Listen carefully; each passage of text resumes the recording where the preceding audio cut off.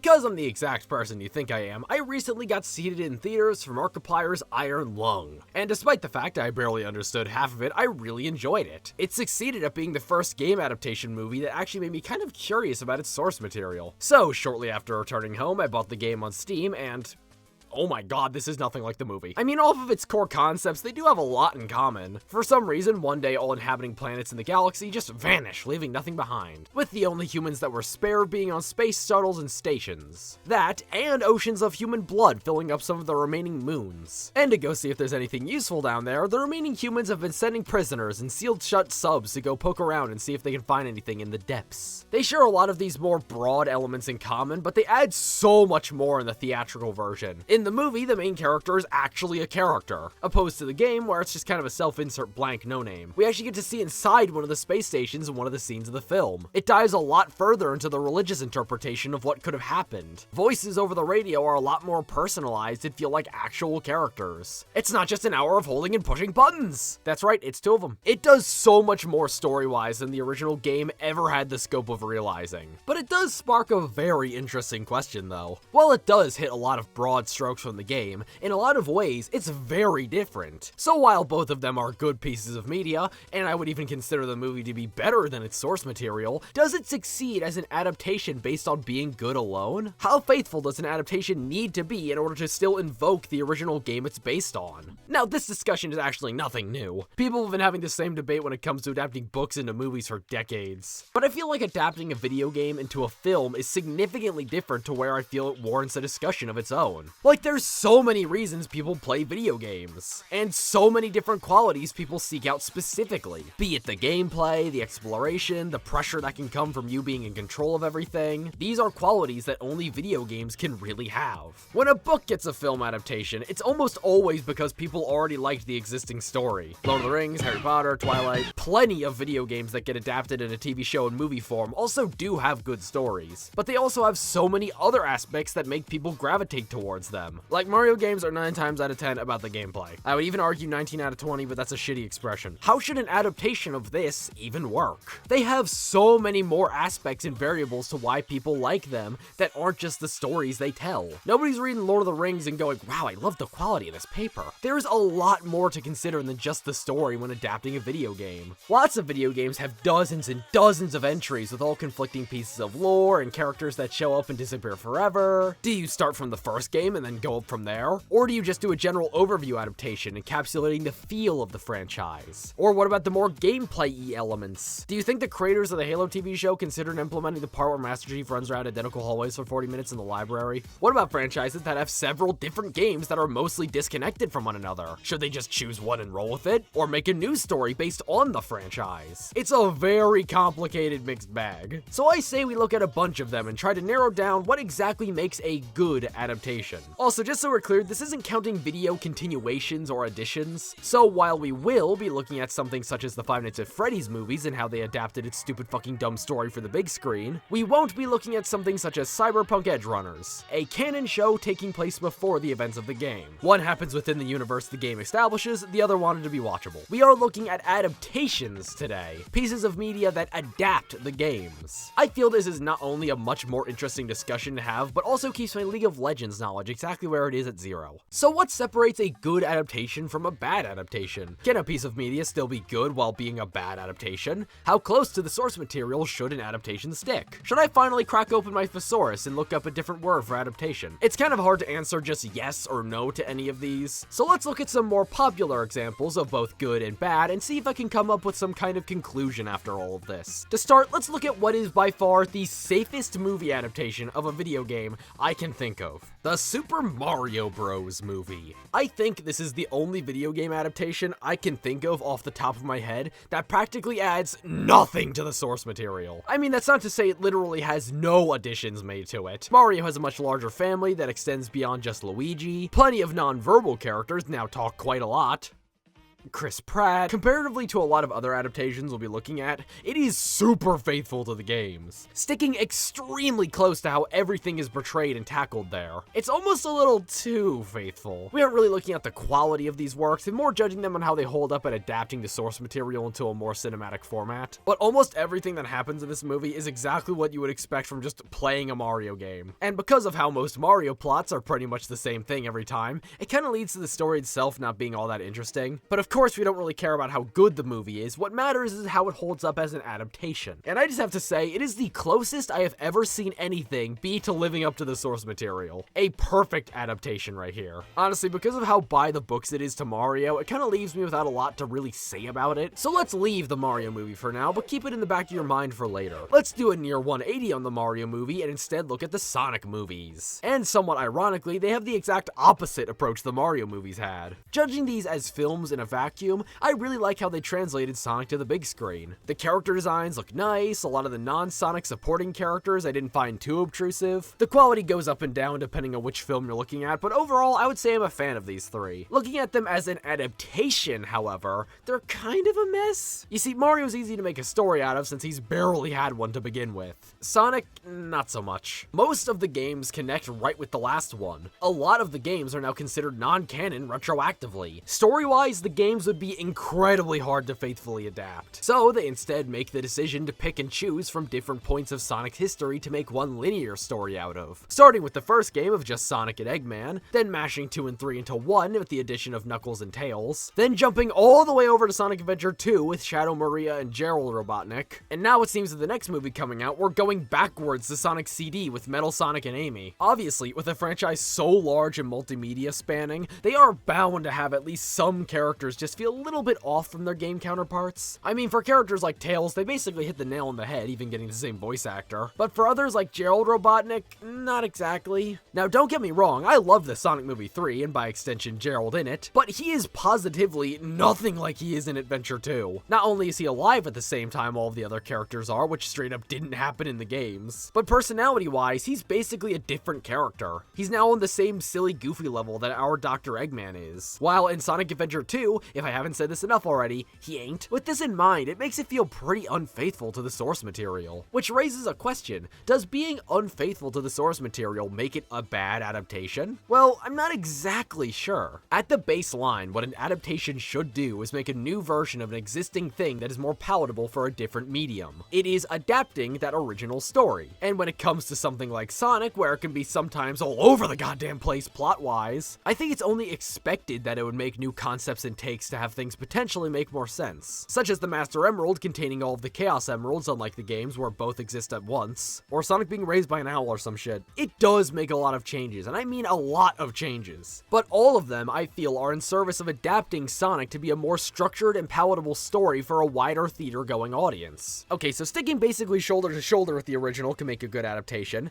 changing some things can make a good adaptation, but what if you changed practically everything? The Five Nights at Freddy's movie, the first one, not even gonna touch the second one, I think is a very good adaptation. Is it anything like the story of the games? It has elements, but largely no. And if I'm going to be honest, I think that's a good thing. I'm somebody who's very gamer-pilled, and I am able to just get a lot of shit that goes on in video games. But for the life of me, I will never understand Five Nights at Freddy's and its story. I'm not knowledgeable enough to give specific examples, but from an outsider looking in, this franchise is a goddamn mess. Five Nights at Freddy's is a huge horror franchise and beloved on the internet, and I feel adapting the games one-to-one for a movie would be a horrible idea. It still has the broad strokes and general spirit of Five Nights at Freddy's alive in this film. Night Guard goes to Freddy's for 5 nights, haunted animatronics of dead children try to kill him. I just started playing the first game, but I trust them building a fort is probably somewhere in there. Vanessa in the games versus Vanessa in the movie are practically two separate characters. William Afton in the games versus William Afton in the movie are practically two separate characters. Nearly nothing, details-wise, made the cut to the movie, and I think it's better off for it. As it is, it's a pretty enjoyable and campy horror film, and I feel it would only have been worse if it was trying to stick closer to the games. I use these three as examples to show off what makes a good adaptation isn't necessarily reliant on being faithful to the source material. They can be something that echoes the original extremely well, or basically just is the original. But there's one thing all three of these adaptations have in common. Not only could you walk into a GameStop and probably find one of their memorabilia ideas, but also they carry the essence of the original franchise. The vibes the originals carried are still intact. But what about adaptations that, let's say,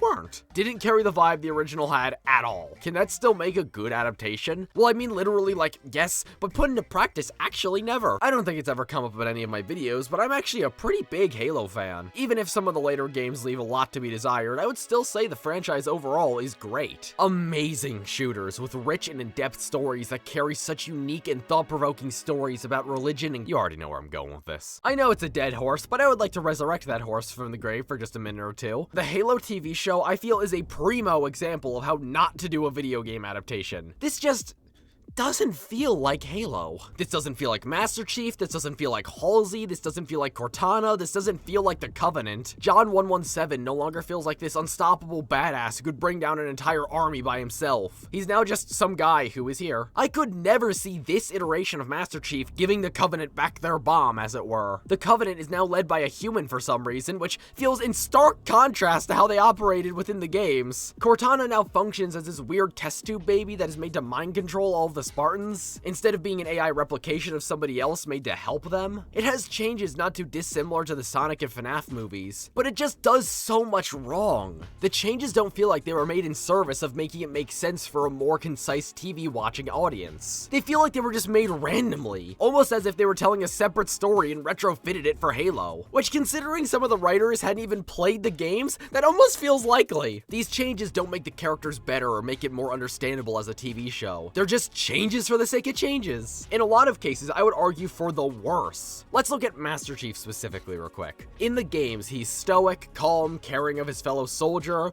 and sometimes even a little silly when he can get away with it. The scene where Master Chief and Cortana are flying in the Banshee towards the end of Combat Evolved comes to mind. This thing is falling apart.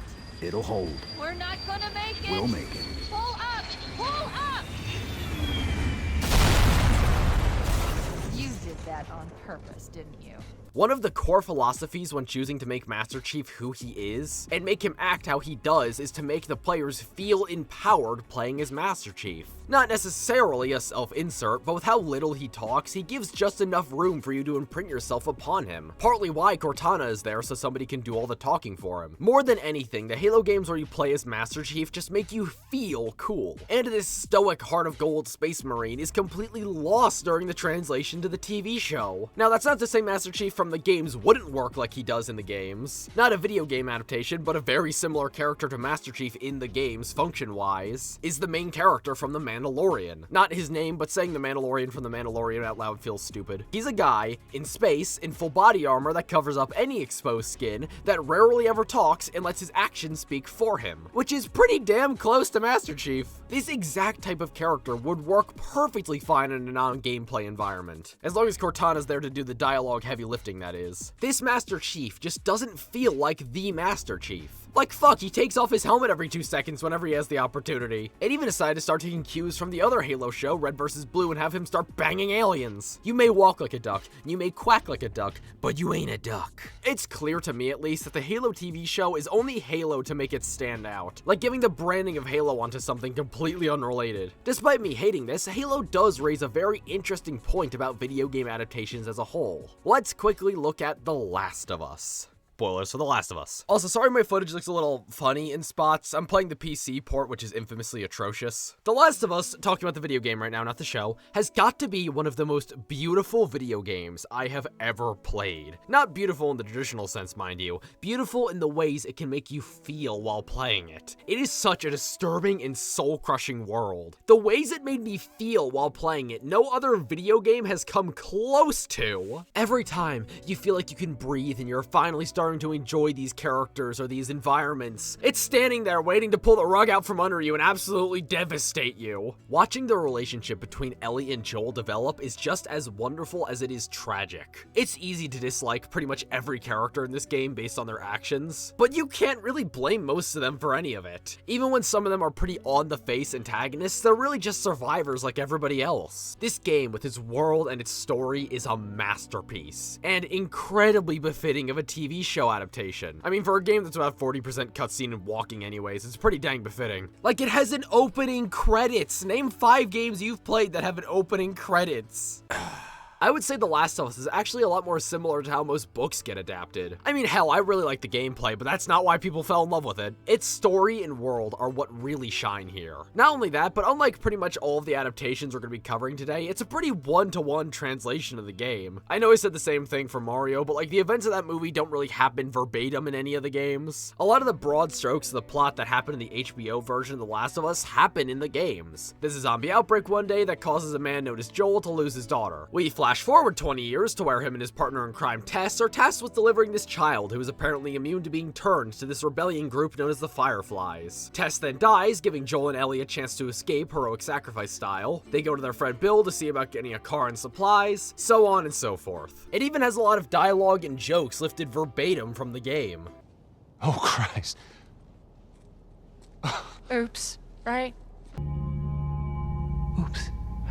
Pretty much everything that made people fall in love with The Last of Us is still intact and adapted here. It does have quite a bit of changes, but I feel there isn't a single one that doesn't make it better from a TV show standpoint. Like that scene where Tess dies, right? In the video game, the fascist government of Fedra is closing in on your location and she stays behind to fend them off. While in the TV show, it's swarms of infected, both ending in the same result. I feel this is the best the scene could have been from both mediums. You see, Joel isn't really a guy who wants to kill people. He just wants to survive, and unfortunately, he's very good at it. But because The Last of Us is a video game, and a video game needs gameplay, you kill a lot of people, and I mean a lot of people. So after the feds show up and kill her, it's a very cathartic scene of getting to go through and kill all of them back. From the perspective of the player, this is a great scene and moment of the game. But from the perspective of somebody watching a TV show, her having this massive heroic sacrifice explosion is a lot more satisfying from a TV watching point of view. Storytelling wise, Joel doesn't have to go and kill like 20 people, unlike the video game where you need to play it. It has a lot more changes like this too, but saying The Last of Us is good is just about the coldest take somebody could make. I feel that out of any of them, The Last of Us might be the most deserving of an adaptation. Bringing its story and its world to non-gamers is something really only a TV show adaptation could achieve. This is the most fitting and deserving adaptation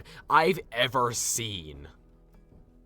Now, would you say the same about Angry Birds? I believe plenty of video games simply don't lend themselves to TV show or film adaptations. That's not to say that there are video games that simply don't deserve being adapted. I would love to see the fully realized version of Plumbers Don't Wear Ties. But what I am saying is that there are a lot of video games that I think from the conceptual level don't work in any other media but as a video game. Here's two for you right off the dome: the Uncharted movie and the Minecraft movie. Not saying these two movies are anywhere on the same level quality-wise. One was just okay while the other was the Minecraft movie. But let's look at what Minecraft and Uncharted are in the raw video game forms. Minecraft is a game all about creativity, building whatever, going wherever, doing whatever. You get out of it just as much as you put in. I doubt I have to divulge much further though, you're probably playing Minecraft while watching this video. But I will go into a bit more depth about Uncharted, however. The Uncharted video games almost serve as an adaptation themselves. They kind of just run with the idea of, what if you could play a bunch of classic beloved adventure films,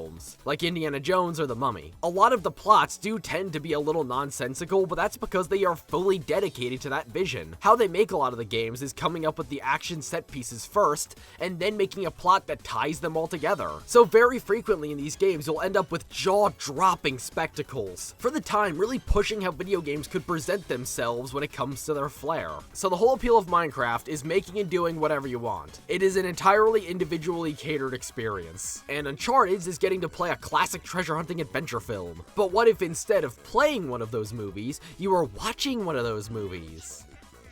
What? The Uncharted movie, while being very faithful to the type of shenanigans that goes on in the games, even taking certain set pieces from the games that are iconic and putting them in the film, kind of just feels boring because of it. The story is pretty much whatever, and the spectacles are nice, but nothing the film industry hasn't seen before. In the medium of video games, this franchise excels because you get to play it. But in the film space, well, it's just kind of a lesser version of what the original games are based on, isn't it? And Minecraft is even worse with this. You already know the quality of this movie, so I won't won't get too into it. But trying to make a story out of the game of Minecraft just feels impossible to me. They tried twice, it didn't work either times. Despite what game theory might tell you, there's pretty much nothing story-wise going on here. Which, yes, Mario also had, but Mario games at least have something you can build up from. They have protagonists, antagonists, supporting characters, some of them even having interesting personalities. In Minecraft, there is no villain. There is no good guy or bad guy. Everything is what you make of it. It's why they call these types of games sandboxes. It practically feels like they had no vision for what making a Minecraft movie would even be. So much of it is just, here's a thing from Minecraft. Here's what that thing from Minecraft does. Isn't that weird? Like, yeah, you're correct, but why am I even watching this? I don't say this is a bad adaptation because it's abysmal dog shit. I say it's a bad adaptation because Minecraft has nowhere to adapt to. It's kind of stuck within the field it exists in, and within that field, it does a very good job. Removed, and it kind of makes me question what the hell is even the point. Same with Uncharted, in case that wasn't clear. I'm gonna say it.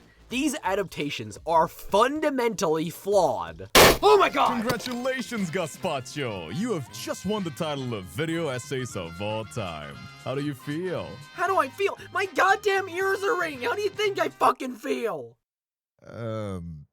I'm sorry? Dude, the party popper, it was loud as a freaking gunshot. What's wrong with you? Well, I mean, I was just trying to do a bit. Like, come on, it wasn't that bad. You don't need to get all pissy about it. I'll get as pissy as I want to, man. That fucking hurt. Don't do that again. Well, okay, asshole. You don't need to raise your voice at me. I was just trying to do Oh, asshole? So I'm an asshole? Yeah, you are. You're a massive one. You know what? Fuck you, man. Well, Who fuck the you fuck too. even What do are you you? want Who from asked me? you to I'm be just reading here? the words In off fact, of your even, script. what even What are you you? talking What the about? hell Why are you is complaining happening? about? Right, so what's the deal with all of this? We've looked at good adaptations, bad adaptations, given some detail about what I think makes a good adaptation. But how far can an adaptation push what it means to adapt a piece of media? How far can you go until it's completely unrecognizable? Let's look at what is not only one of the most insulting pieces of media ever created, but what is also a fascinating case of what an adaptation can look like. Secret Level was a series of very strange animated shorts released on Prime Video telling short stories within the worlds of different video games. Stuff like Warhammer 40k, Mega Man, Concord, lol. And one of the most infamous of the bunch is the Pac-Man adaptation. I don't give a shit to watch half of these, but a lot of them seem to be sticking pretty closely to their source material, with Pac-Man's being the most out there out of all of them, barely resembling any form that Pac-Man is, no matter if we're looking at classic, limbs with pupils. It's like, none of them. It's this dark and edgy take on Pac-Man, where this yellow unnamed floating orb directs the strange alien guy called the Chosen through this labyrinth the two of them are trapped in. It isn't a labyrinth in the literal sense, but I believe it's made to get across the feeling of being trapped in one, with the theme across the entire short being that there is strength in repetition. I know that's the theme because they said it like 30 times. On a conceptual level, let's look at what the original Pac-Man on the arcades is. You're a little guy going around a maze, eating dots, avoiding ghosts, occasionally eating fruits, and just going until you die, seeing how high of a score you can get. One of the things that makes the original Pac-Man so fun is that you get better the more you play it. You can refine your strategies of how you want to go about the maze. You can gain confidence against the ghosts by learning their patterns. Strength in repetition. The way I see it is that the short is trying to adapt Pac-Man at a conceptual level. You go around a labyrinth that isn't really an actual maze that has an ending, but more invokes the essence of one. You get better the longer you stay. Something with ghosts, I think. If we were to pretend for a second that this short wasn't the shittiest adaptation I've ever seen in my life and completely misses what makes Pac-Man have its appeal, it has a lot of the elements that make the original gameplay of Pac-Man as addicting as it is. Seriously though, this short is on the level of dark, fucked up hamburger helper. What does it truly mean to be an adaptation of a different piece of media? If we were looking at something like the Mario movie, it would be extremely similar to what you would be expecting out of Mario from the baseline of playing the video games. But if we were to look at the Secret Level Pac-Man short, it's at the exact opposite end of the spectrum, and it beckons the question of how much leeway an adaptation should have. At the conceptual level of Pac-Man, it is adapting the general feel of the game. Miss Pac-Man's in court, so that's why she's not here. But where the hell are any of the memorable ghost characters? I don't remember any of these generic-ass sci-fi bugs in the original game, or any Pac-Man game for that matter. How far should an adaptation be allowed to go?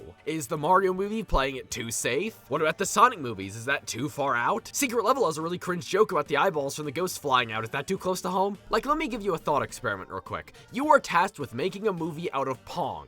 Yes, Pong. How do you do it? You could take the Gran Turismo movie in Apple's Tetris direction, and have it be a biographical take telling the story of a real person that was heavily related to the game. You could take the secret level Pac-Man shorts direction of running with the basic concepts and doing your own thing. You could take the Minecraft movie direction of trying to adapt everything exactly how it is and make it make sense as a movie. There is really no limit to how an adaptation should be handled. Yes, all of these things range in quality, but I think as long as it still invokes the same spirit the original did, it can work as an adaptation. The question, of course, is how liberal can you be with the definition of spirit? I suppose in a way it's up to interpretation what really quantifies as a good adaptation, but unlike a lot of my other arguments where it usually ends with being something Tower of Babel, I'm willing to be a bit more objective with this one. I feel that the Uncharted, the Minecraft, the Pac-Man, and probably dozens of those fun 2010s and earlier adaptations I don't even want to touch in this video, missed the mark on what it is that made the originals so special. The Last of Us works because what made it so special was its story, which is something that translates very well to other mediums. What made Iron Lung so special was its claustrophobic atmosphere and unique method of world building, something that I feel translates incredibly well to the Markiplier movie. Mario's colorful worlds and landscapes, Sonic's personality and humor, Five Nights at Freddy's with its unique for the time mascot horror, and Freddy. I feel that if a movie or TV show can carry over what made people drawn into the original to begin with, then I believe it can be a good adaptation. Halo, Minecraft, Uncharted, they don't invoke the reason people loved their originals, either being dogshit and stupid or locked to the media they were confined with originally. All of this is to say that I hope I can see all of you in theater seats ready to watch the Gazpacho 1 movie coming out this I couldn't think of a better outro bit, shut up. Hey everyone, sorry it's been a bit. Same excuses last time, cracking away at the Ninjago video. Also, I really haven't had inspiration to make anything else, but until I saw Iron Lung recently, so thank you Markiplier for curing my writer's block. I know less than 1% of you watching probably care, but I think the projection currently on finishing that video is around like early summer of this year probably. I wouldn't put your house on that bet though. Also, I realized after the Christmas video came out, I totally forgot to put the Ko-Fi supporters at the end. I will be taking no fault for this and will be forking all responsibility of this fumble to my idiotic test watchers. No further deliberation, goodbye.